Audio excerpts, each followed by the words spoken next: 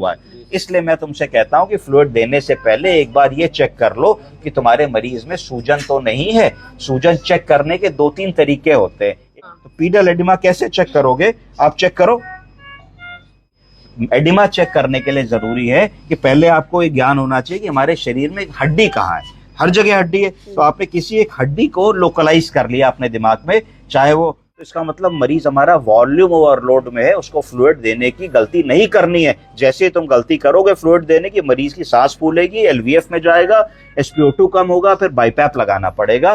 कि पेशेंट को चेक करके बताओ कि उसके पैर में सूजन है या नहीं, ऐसा क्यों? मतलब देखो, सूजन है कि नहीं ऐसा मैं क्यों बोलता हूं, इस डर के मारे कि मेरा मरीज फ्लूइड रिटेंशन में तो नहीं है। जब मेरा मरीज आया है और उसका ब्लड प्रेशर कम आ रहा है, पल्स ज्यादा आ रही है, तो दिमाग में बात आती है कि मरीज डिहाइड्रेशन में होगा, जिसकी वजह से बीपी कम है, उसने खाया पिया नहीं होगा, हो सकता है उसको लूज मोशन, पतले दस्त लग गए हो जिससे वॉल्यूम लॉस हो गया हो, तो मैं उसको फ्लूइड देना चाहता हूँ। और साइमल्टेनियसली अगर मेरा मरीज डिहाइड्रेटेड होगा तो वो सुकड़ा होगा, उसके अंदर पानी की कमी होगी, वो श्रिवल्ड होगा, वो वॉल्यूम ओवरलोडेड नहीं होना चाहिए, किशमिश की तरीके से पिचका होगा। पर अगर मुनक्के की तरीके से फूली हुई किशमिश होगी तो ये नहीं मान पाओगे ना कि पानी की कमी है, फिर तो कहोगे कि भाई किशमिश भीगी हुई है, उसके अंदर पानी भरा हुआ है। इसलिए मैं तुमसे कहता हूं कि फ्लूइड देने से पहले एक बार ये चेक कर लो कि तुम्हारे मरीज में सूजन तो नहीं है। सूजन चेक करने के 2-3 तरीके होते हैं। एक तो तुम चेहरा मरीज का देखोगे कि फेशियल पफिनेस तो नहीं है, मरीज का चेहरा फूला फूला तो नहीं लग रहा, आंखें छोटी छोटी तो नहीं लग रही हैं, आंखों के नीचे फ्लूइड तो नहीं भरा हुआ है, तो तुमको विजुअली दिख जाएगा दूर से कि मरीज आया है, तो उसको चेहरे पे ऐसा लग रहा है। दूसरी चीज पूछते हैं कि अगर किसी को सूजन बढ़ी है तो मरीज कहेगा साहब इधर 2-3 दिन में थोड़ा सा वजन बढ़ गया, थोड़ा सा जो है चलने पे सांस फूलने लगी, थोड़ा सा कपड़े टाइट से हो गए, थोड़ा सा चप्पल पहनता था या पहनती थी तो जो पैर जाता था वो नहीं जा रहा है, चप्पल में पैर इतना मोटा हो गया कि घुस नहीं रहा है। ये कॉमन कंप्लेंट्स हैं जो पेशेंट आपको बताएगा। इसके लिए आपको पैरों में पीडल एडिमा को चेक कर लेना था। पैर में अगर सूजन है तो उसको पीडल एडिमा कहेंगे। क्या कहेंगे? Pedal oedema. तो पीडल एडिमा कैसे चेक करोगे? आप चेक करो, जल्दी करो,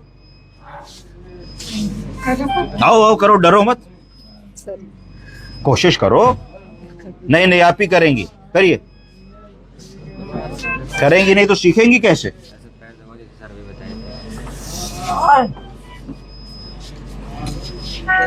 देखिए, ये इन्होंने पीडल एडिमा चेक करने की कोशिश करी, एक अच्छा प्रयास था पर थोड़ा असफल प्रयास जैसा लगता है। इसमें क्या कैच है, क्या खेल है? इसमें खेल ये ऐसे है कि इन्होंने काफ मसल को दबा के पीडल एडिमा चेक कर रही है ना। काफ मसल को दबा के पीडल एडिमा चेक जनरली नहीं होगी।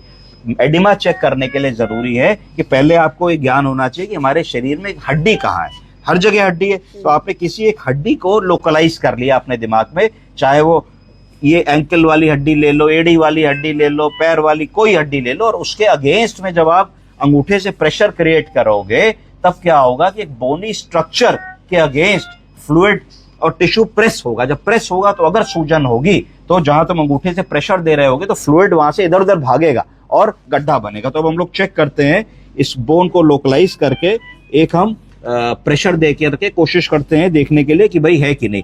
एक करीब 15 सेकंड तक आप इसको प्रेशर देंगे, 1 2 3 4 5 6 7 8 9 10 11 12 13 14 15, फिर हम हटा लेंगे। तो देखिए ऐसे करके पूरा गड्ढा बन गया। हाथ लगाइए, है ना? यस। तो ऐसे करके तो पूरा गड्ढा बन गया। इसका मतलब हमारे मरीज में पीडल एडिमा है। ये ग्रेड 1 ग्रेड 2 के बीच की पीडल एडिमा कहलाई जाएगी। तो इसका मतलब है कि फ्लूइड रिटेंशन तो हो रहा है। तो अगर मैं बहुत ज्यादा फ्लूइड इनको देने का आदेश देता हूं तो मन में एक डर आएगा कि कहीं मेरे मरीज को एलवीएफ ना होने लगे, कहीं लेफ्ट वेंट्रिकुलर फेलियर की वजह से सांस ना फूलने लगे, कहीं फ्लूइड चढ़ते ही SpO2 कम ना होने लगे, कहीं फ्लूइड चढ़ने से लंग्स में खड़खड़ाहट की आवाज ना आने लगे। तो इसके लिए 2 प्रिकॉशंस और लेने पड़ेंगे। क्या लेने पड़ेंगे? एक ये होगा कि भाई इको करा के देख ले, अगर मरीज का हमें एलवीएफ जैसी पिक्चर लग रही है, हार्ट फेलियर जैसी पिक्चर लग रही है, तो उसका इको में इजेक्शन फ्रैक्शन, शॉर्टनिंग फ्रैक्शन गड़बड़ होना चाहिए। और अगर उसका इजेक्शन फ्रैक्शन पूरा है 60-65% तो ठीक है, हमें डरना नहीं होता है। तीसरी चीज क्या है कि हम एक आईवीसी देख लें। आईवीसी अगर हमारी कोलैप्स्ड है, इसका मतलब है कि हमारा मरीज डिहाइड्रेटेड है। और अगर आईवीसी हमारी कोलैप्स्ड नहीं है, बहुत ज्यादा फैली हुई है, चौड़ी है, डायलेटेड है, तो इसका मतलब मरीज हमारा वॉल्यूम ओवरलोड में है, उसको फ्लूइड देने की गलती नहीं करनी है। जैसे तुम गलती करोगे फ्लूइड देने की, मरीज की सांस फूलेगी, एलवीएफ में जाएगा, SpO2 कम होगा, फिर बाईपैप लगाना पड़ेगा। इसका मतलब है कि इस मरीज में बीपी को बढ़ाने के लिए और पल्स को घटाने के लिए फ्लूइड का सहारा नहीं ले सकते हो। यह मरीज तुम्हारा किसी दूसरी बीमारी से ग्रसित है, फ्लूइड लॉस की बीमारी से ग्रसित नहीं है। इस मरीज में कोई सिस्टमिक प्रॉब्लम है, मेटाबॉलिक प्रॉब्लम है, सेप्सिस हो रही है, कोई और प्रॉब्लम हो रही है, तो दूसरे रास्ते को इख्तियार करना पड़ेगा। समझे आप लोग? Yes sir. गुड।